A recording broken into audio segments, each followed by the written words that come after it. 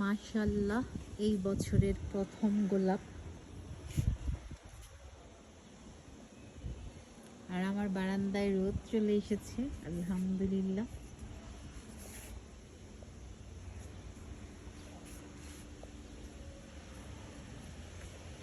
আর এই যে লেবুর কুড়ি।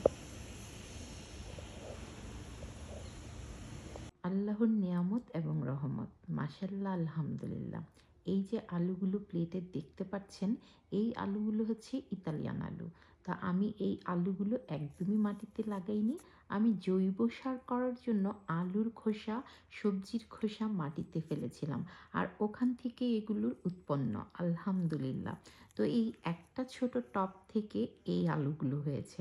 আমার টবের দরকার, যেহেতু সামার চলে এসেছে, তো আমার টব খালি করতে হবে, আর আমি মাটি খুঁড়ে সব কিছু মিক্সড করছিলাম, আর তখনই এগুলো পেলাম।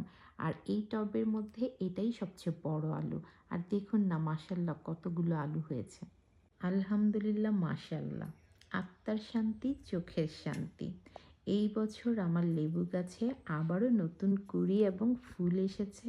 আর দেখুন না, ঢালটায় একটা পাতাও নেই, অথচ ফুলে ফুলে ভরপুর। আর গার্ডেনে গিয়ে যখন আমি দাঁড়াই, তখন লেবু ফুলের ঘ্রাণে মনটা একদম ভরে ওঠে। সবাইকে শুভ সকাল, আর আসসালামু আলাইকুম।